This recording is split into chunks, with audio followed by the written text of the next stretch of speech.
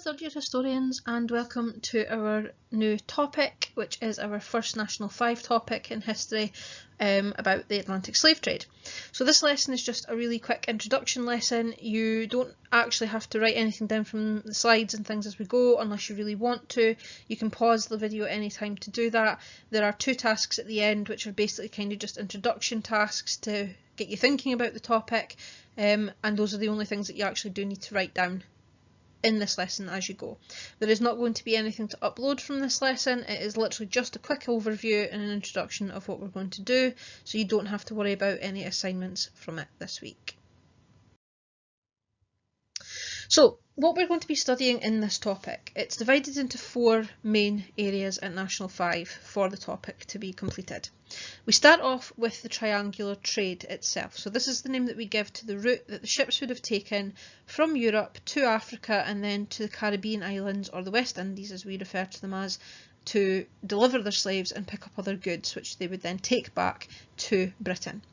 So we're going to look at this with the organisation and the nature of the slave trade, so how it was organised, what did you take from each port, what did you get at each port, and how did that really work.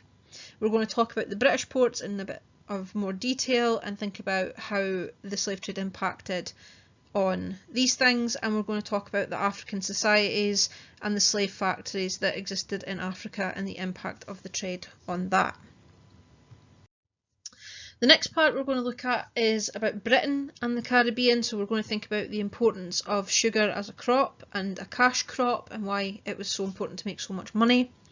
We're going to think about the influence that British people had on the Caribbean, so how much they changed what the Caribbean actually looked like and what that was like, and then we're going to think about the impact of the Caribbean trade to Britain. So how did Britain change and all of the money and things that came in? And then we're going to think about how negative the slave trade actually had been on these Caribbean islands as well. The third area that we'll look at is about the captives themselves. So we're thinking about the living and the working conditions on the plantation. We're thinking about the discipline and the punishments that slaves would face for anything they did wrong, or just even sometimes for just being in the wrong place at the wrong time. We're going to think about the slave labour, so what they actually did. If it wasn't sugar plantations, what else did they do? And we're going to talk about the resistance that some slaves put up, as well as the fear of revolt. So why were so many slave owners so frightened of the slave resistance, and some actual revolts that took place that were successful and the slaves took over the islands and kept control of that. So we're going to look at those things there. The last part of the topic is about the abolitionists. So the people who wanted to end the slave trade. We're going to think about where they came from and why they changed their mind about slavery, what arguments they used for ending the slave trade and what arguments were put up against them, so saying the slave trade was a good thing. We're going to talk about the methods that they actually used to try and get abolition through Parliament, and we're going to talk about the key figures, so the people who were actually the important ones in pushing this abolition forward till eventually it was successful. So obviously one of the first things we'll have to think about in the introduction to this is what actually is a slave. So when we refer to a slave, what we really mean is someone who is forced to work, suffers mental or physical threats if they don't do as they're told, or if they don't do the work that they're being told. They've got restriction placed on his or her freedom, so they're not actually free people, and they're dehumanised in a way that means that they end up being bought and sold as property. They're not seen as people, they're seen as commodities or goods that are allowed to be traded and used whenever it's needed. If we put this basically, when we refer to slaves, we refer to someone who is owned by another person. And according to the Oxford Dictionary, a slave is a person who is the legal property of another and is forced to obey them.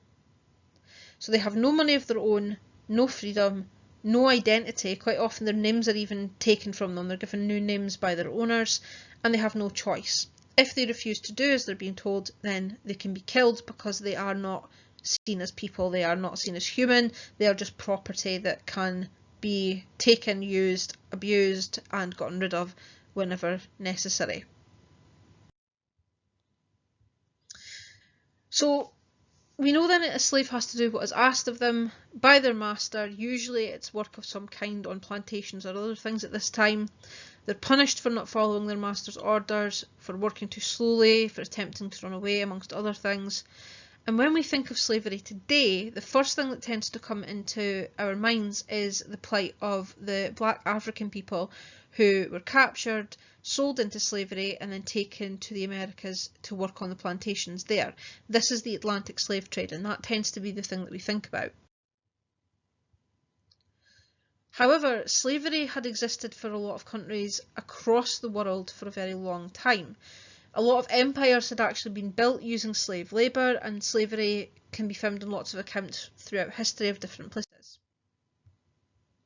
The Egyptians, we think, used slaves to actually build the pyramids, just for one example. The Romans used slaves as entertainment, and basically for everyday life, slaves were like servants in a lot of ways. In ancient Rome, gladiators were often slaves as well. But roughly from about 1500 onwards, that's when slavery starts to turn into a business rather than just a cultural way of life for certain groups.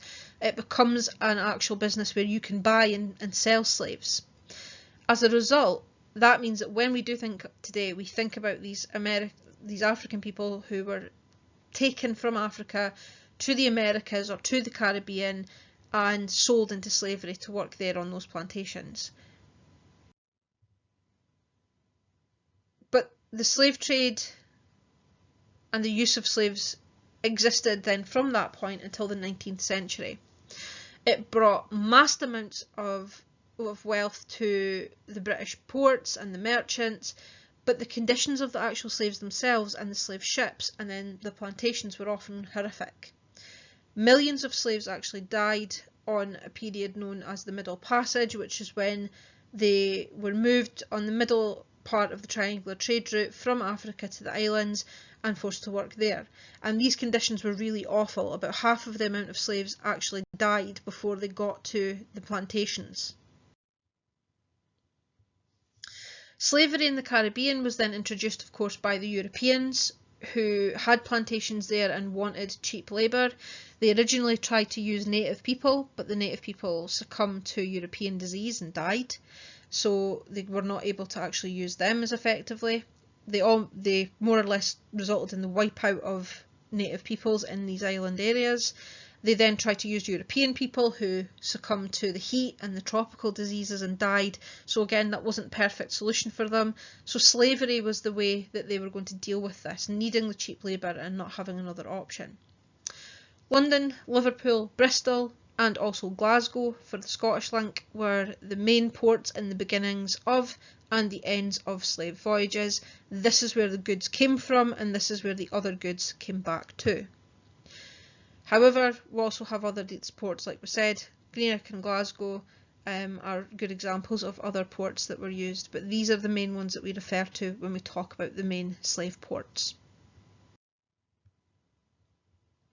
So the exact figure for the number of West Africans captured and transported across the Atlantic is actually not known. We don't have a full figure on this.